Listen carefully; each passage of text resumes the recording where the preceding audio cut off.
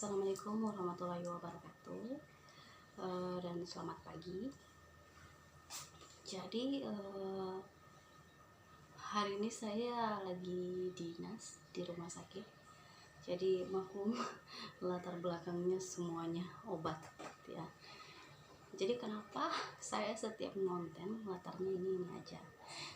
Karena kalau saya konten di rumah itu waktu saya itu sempit sekali ya. Jadi di rumah itu waktu saya itu hampir gak ada.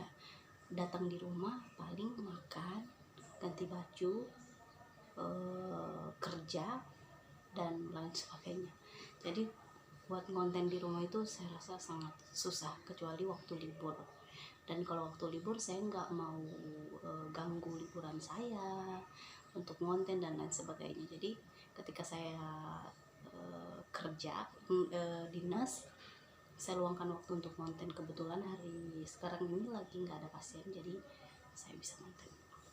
Oke, jadi di video saya sebelumnya itu saya menceritakan tentang hasil negatif tes pack saya hasil negatif, namun hamilnya 2 bulan.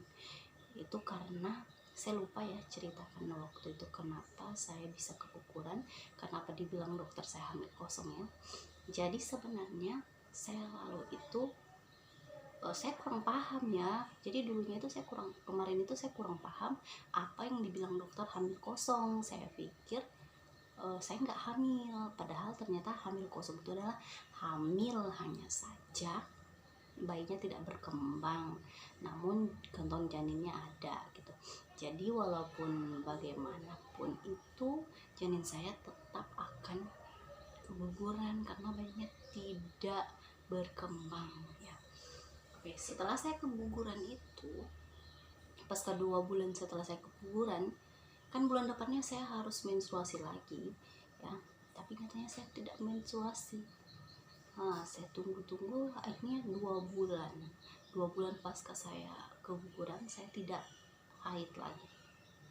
Saya pikir saya mungkin hamil, tapi saya tes pack saya negatif. Saya pikir jangan-jangan ini seperti kejadian saya yang kemarin ya. Jadi saya langsung memeriksakan diri ke dokter, namun dokternya bilang kamu ini tidak hamil karena saya melakukan USG ya, USG transvaginal dan USG yang seperti biasa gitu. Namun dokter bilang kamu ini tidak hamil gitu. Dan saya juga tidak merasakan hal-hal seperti yang lalu-lalu gitu, tidak morning sickness dan lain sebagainya juga gitu. Kemudian dokter bilang mungkin kamu ini memiliki gangguan kesuburan katanya gitu. Yang seharusnya wanita itu kan setiap bulannya menstruasinya sebulan sekali, namun saya 2 bulan sekali, bahkan 3 bulan sekali. Itu karena faktor hormon, faktor aktivitas dan lain sebagainya mungkin ya, begitu kata dokter.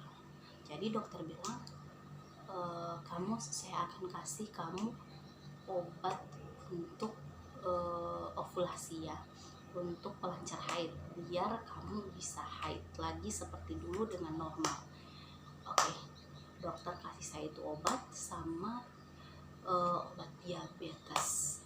Katanya obat diabetes itu bisa memperbaiki insulin saya dan bisa melancarkan haid saya nanti, gitu katanya. Saya kurang paham juga. Oke, jadi saya diberikan 2 macam itu obat penyubur dan obat yang satu macam lagi itu. Kemudian saya pulang rumah, obat itu kan hanya untuk 5 hari saya minum. Setelah 5 hari selesai saya minum, kok saya belum haid juga gitu. Saya berpikir kok gini ya. Jadi saya konsultasi ke dokter lagi. Saya bilang, dok, kok saya setelah minum obat ini nggak mens ya? Jadi dokter bilang ya ditunggu lagi ya 1 minggu kemudian. Mungkin ini masih prosesnya, proses biar kamu dapat haid nanti gitu. Sudah, aku tunggu sudah 10 hari setelah saya minum obat, nyatanya saya belum haid juga. Kemudian saya tes pack. Setelah saya tes pack ternyata ada garis 2. Saya bingung. Setelah saya tes garis 2, tapi samar ya, yang satunya sama. Saya belum yakin. Kemudian seminggu kemudian lagi saya tes pack lagi dan hasilnya sudah sama merah dua-duanya sudah sama merah. Kemudian saya bilang, ini pengaruh obat atau memang saya hamil? Karena saya sering searching juga di internet, di Google, di YouTube dan lain sebagainya. Kalau minum obat penyubur atau obat ovulasi itu biasanya berdampak pada berdampak pada hasil tes pack ya. Jadi kalau kita minum itu biasanya orang hasilnya menjadi garis 2 atau positif gitu. Saya bilang mungkin karena itu. Tapi setahu saya obat yang diminum itu hanya bekerja di tubuh kita selama 1 kali 24 jam, setelahnya itu efeknya hilang gitu. Nah ini aku sudah mau 15 hari setelah minum kok hasilnya masih garis 2 gitu, atau memang saya hamil gitu. Kemudian saya putuskan untuk ke dokter lagi. Oke, saya ke dokter lagi dan saya bilang, dok ini sudah 15 hari dok saya lepas minum obat dan belum ada haid. Kemudian saya sudah 2 kali tes dan hasilnya itu memang positif. Dokter bilang mungkin saja kamu hamil. Ya udah aku periksa dulu, katanya di USG dulu. Oke, di USG. Kalian tahu pas di USG itu sudah terlihat kantong janin dan janinnya itu masih kecil banget. Dokter bilang selamat ya bu, kamu hamil, katanya. Rasanya itu bahagia sekali karena waktu dulu hamil saya dulu itu pas di USG itu nggak ada janinnya, hanya kantongnya saja, sedangkan ini saya sudah ada janinnya.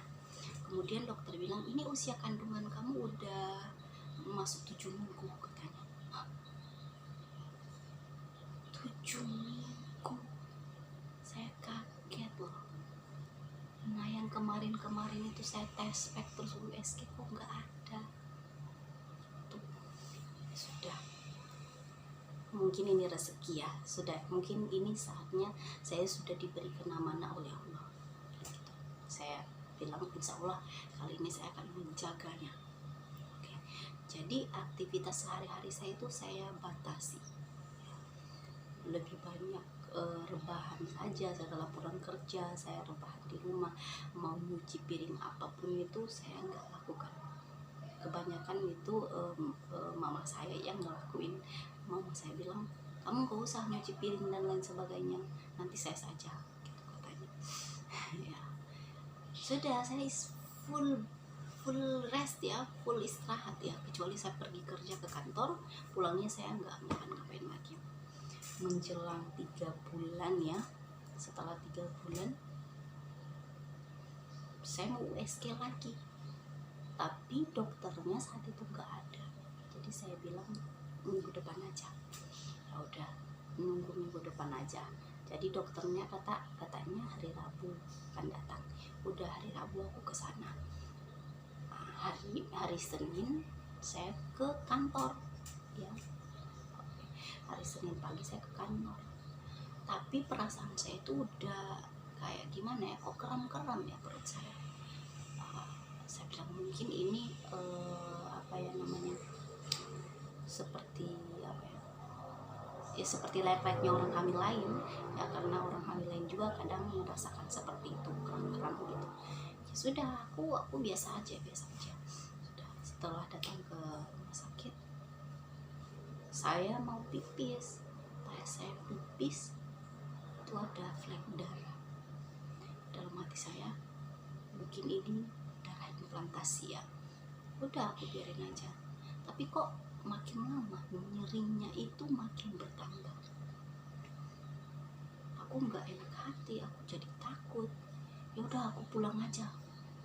Saya nelpon teman, saya bilang kamu bisa nggak isiin dinas aku hari ini, karena aku kayak mau sakit gitu, nggak enak badan. Ya udah, dia yang gantiin dinas saya balik ke rumah. Sesampainya di rumah nyerinya bertambah terus. Pada akhirnya sampai jam 8 malam. Jam 8 malam itu darah saya makin banyak gitu ya, makin banyak darah saya, udah kayak darah menstruasi gitu. Saya bilang ini kenapa? Mau ke dokter ada, dokternya nggak ada. Ya Allah, semoga saja nggak kenapa-kenapa. Tiba saatnya pukul 12 malam itu nyerinya minta ampun, nyeri hebat sampai mau berdiri saja saya itu gemetaran gitu. Udah, mama saya bilang, atau aku panggil kamu bidan dulu ya, biar bisa ada pertolongan lah setidaknya untuk sementara. Ya udah, panggil aja. Bapak saya sudah pergi ke bidan jam 12 malam, ngetok rumahnya bidan. Belum sampai bapak saya di rumah bidan, saya mules mau BAB. Mama saya bilang, enggak, jangan BAB, takutnya kamu pas jongkok nanti janinnya itu akan keluar, katanya gitu. Ya udah, aku kencing saja dulu. Udah, aku kencing, pas kencing janinnya keluar. Saya bilang, ini apa mak? Gitu, udah di tangan saya, ini apa mak? Mamaku langsung nangis gitu. Ya Allah nak, ini sudah janin. Dalam hati saya, kok ini lagi terulang gitu ya, udah 2 kali. Gimana ya rasanya, sesak gitu, kayak mau nangis kencang-kencangnya gitu. Kemudian saya bilang, ini bukan janin ya, mungkin ini hanya gumpalan darah saja. Aku paksain diri untuk biar tetap positif thinking. Aku belum mau terima bahwa itu janin, walaupun saya sudah tahu ini modelnya model janin, bentuknya bentuk janin gitu. Kemudian aku bilang, yang sabar ya, namanya juga belum rezeki, mungkin Allah belum kasih lagi. Sudah, aku sabar lagi gitu. Kemudian 2 hari kemudian dokternya sudah datang dan saya pergi check up lagi. Pas dokter USG, dia bilang, kamu ini emang keguguran dan masih ada sisa gumpalan darah sekitar 4 cm di rahim kamu, kayaknya gitu, katanya gitu. Jadi dokter bilang kamu harus di kuretase karena masih ada gumpalan darah sebesar 4 cm. Namun saya berat hati mau di kuretase dan saya takut ya, karena pengalaman saudara saya gitu di kuretase sambil teriak-teriak. Jadi saya tidak mau, saya hanya dikasih obat biar darahnya bisa lurus.